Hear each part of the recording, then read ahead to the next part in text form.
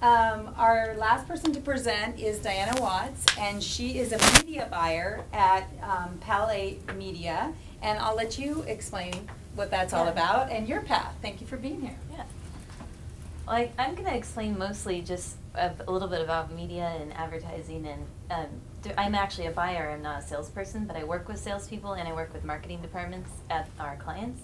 So we work with Panda Express, Roundtable Pizza, various clients.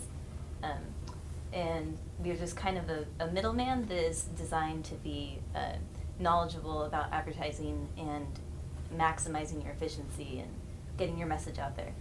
So it started off, I was a comparative literature major at UCSB, with an emphasis on foreign language. So there's about 17,000 people when I was at UCSB and less than 200 comparative literature majors. So I got a lot of pushback for what are you going to be, what are you going to do with your liberal arts degree. Just kind of, everyone just assumed teacher, basically.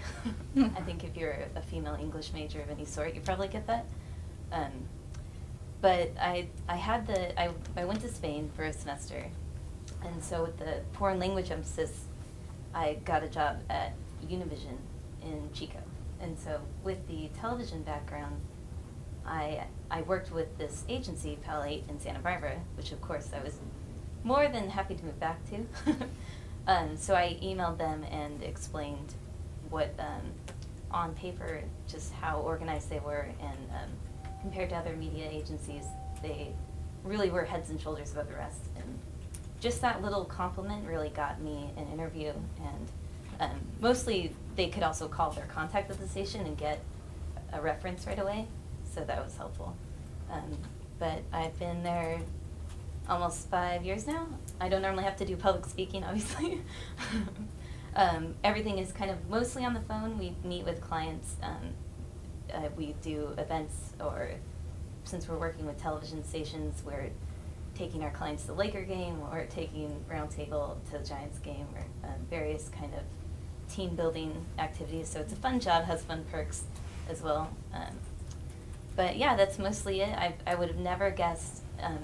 You mentioned that a lot of people go into sales and they never thought that they would be in sales. I'm basically a paid negotiator, and it's not my personality.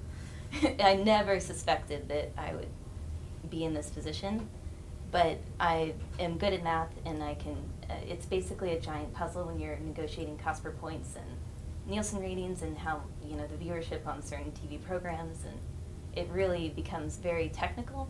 And so that I am good at. So, yeah, that's basically it, and I'll just let you ask questions. Great, thank you.